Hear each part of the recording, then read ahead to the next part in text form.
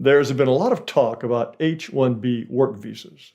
72.6% of the people who come in on them are Indians, 12.5% are Chinese, and only about 2% are white. But naturally, the sample visa you find on the internet is for a Frenchman. The whole thing is a miserable con on American workers, a way to bring in cheap foreigners to undercut wages. But how does it work? I thought a company couldn't hire H-1Bs unless it advertised for Americans and couldn't get them. Boy, was I wrong. Every year, hundreds of thousands of foreigners get jobs Americans never even heard about. What a miserable fraud. The original H-1 visa goes back to 1952 to let in foreigners of distinguished merit and ability to perform temporary services of an exceptional nature. Europe was still recovering from the Second World War, and the idea was to bring over outstanding Europeans, and H-1 was not a route to citizenship. The law has been turned upside down. Now, unlike every other work visa, the more recently established H-1A and H-1B visas are set up to lead directly to permanent residency, and they are not limited to people of distinguished merit and ability. Believe it or not, even cooks and cashiers can get them. There's supposed to be an annual cap of 65,000 H-1B visas. President Clinton temporarily raised the cap for 3 years to 195,000, but caps don't mean much. Besides the 65,000, there are an additional 20,000 visas for people who have earned a master's degree or higher in America. There is no cap at all on H-1Bs used for work in universities and research institutions. And these limits are only for newly issued H-1Bs, which are for 3 years. There's no cap on renewals. And that is how you get annual totals like these from 2016 to 2023. In 2023, the first figure of 118,948 is for brand new H-1Bs. That's almost 34,000 more than the theoretical limit of 85,000 if you add the two caps of 65,000 and 20,000. And as you can see, there were more than 260,000 H-1B renewals that year, for a total number of 386,318. You're supposed to be able to renew a 3-year H-1B only once for another 3 years. But there are all sorts of rules for getting around this. And foreigners, yes, foreigners can get special Defense Department H-1Bs that are good for 10 years.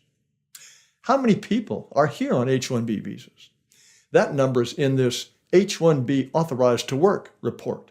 But the most recent figure is only up to third quarter 2019, when there were 619,327 foreigners working here on H-1Bs. If you have one of those visas, you can bring over all your children under 21 and your spouse, and spouses can legally work. I bet you never even thought about that.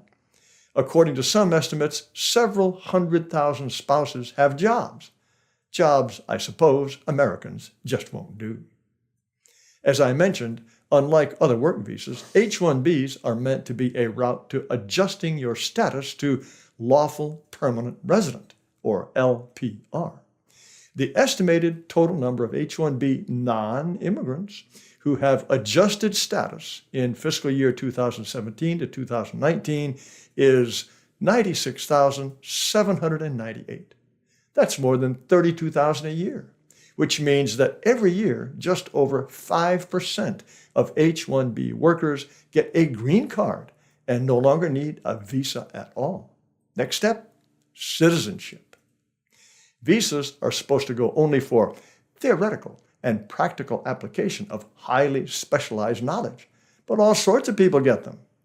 And an employer does not, I repeat, does not have to try to hire Americans first. All he has to do is fill in a labor condition application, or LCA, online. It might take 3 minutes. It says the foreign worker will get the prevailing wage, and that hiring a foreigner will not make working conditions worse for Americans. Who checks that? LCAs are reviewed by the department within 7 working days for completeness and obvious errors or inaccuracies. That is bureaucratese for rubber stamp. Only if you have so many H-1B workers you are classified as H-1B dependent, or you have already been caught out as a willful violator of the rules, only then do you have to claim you tried to hire Americans first. Yep, they let cheaters back in the game. And who's going to check whom you tried to hire?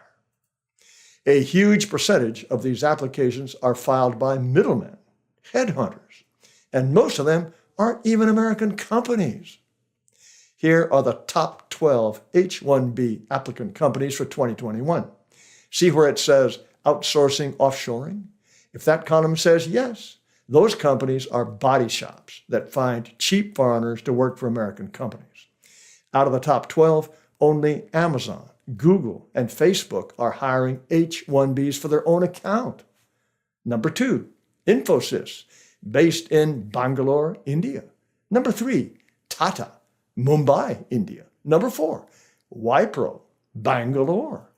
Number 5, Cognizant is in New Jersey, but was founded in India and run by Indians. Number 8, HCL, Noida, India. Number 10, Deloitte India supports H-1B applications. Number 12, Tech Mahindra in Pune, India. How do you make money doing this?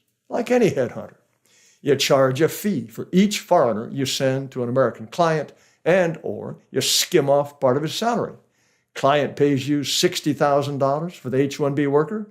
You pay the worker $50,000. Sometimes the headhunter just steals wages.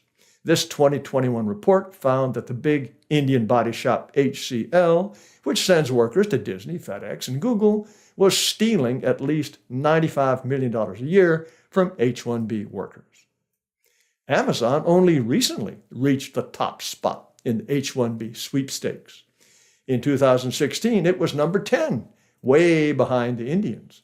But as you can see, all it did was cut out the middleman. The green chunks, for both males and females, those are Indians. The red chunks are Chinese. Sometimes American companies get caught. In 2021, Facebook had to pay a $5 million fine and pay up to $9.5 million to the Americans it refused to hire. Foreigners can get H-1B visas for rock-bottom jobs. VisaPal is a site that tracks who gets what. So how about this? The top row is for a 7-Eleven cashier who got $25,000 a year in East Haven, Connecticut. This is followed by application date and job start date. In 2015, a cashier in Chino, California slipped in for $18,000 a year. Here are dancers and cooks. The dancers' H-1Bs came through in 2010, but I don't think the prevailing wage that year for a ballet dancer in New York City was under $20,000. And not one of these cooks was making over $30,000. I wonder how many of those cashiers and cooks are now U.S. citizens. And what was the standard for H-1Bs?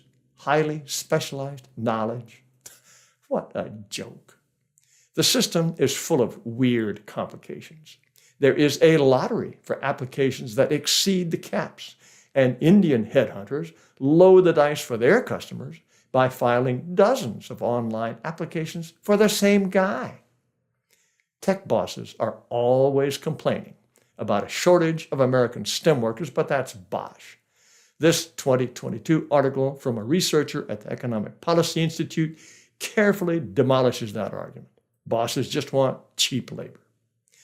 And this table shows that from 2016 to 2021, while real wages, the orange bars, grew for other professions, they shrank in computer, math, and engineering jobs, where H-1B competition is worst. Some laid-off Americans had to train their replacements. Even the New York Times didn't like that. Pink slips at Disney. But first, training foreign replacements.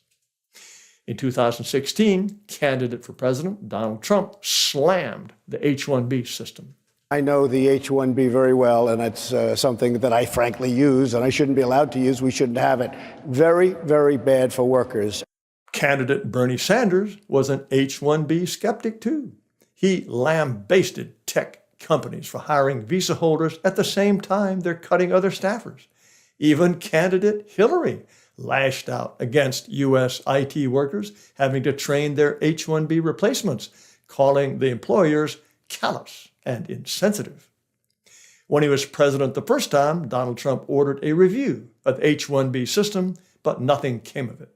Now, of course, he's changed his tune. Trump supports immigration visas backed by Musk. I have many H-1B visas on my properties. Cooks and cashiers, Mr. Trump.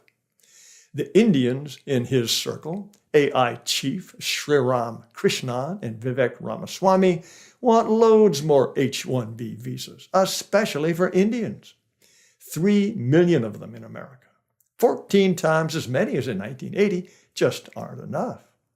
And I guess the $27.6 billion in remittances Indians shipped back home to India, that's not enough either. What a deal! Take jobs from Americans and spend your paycheck in India, not America. Donald Trump says he's going to make America great again. This is not the way to do it.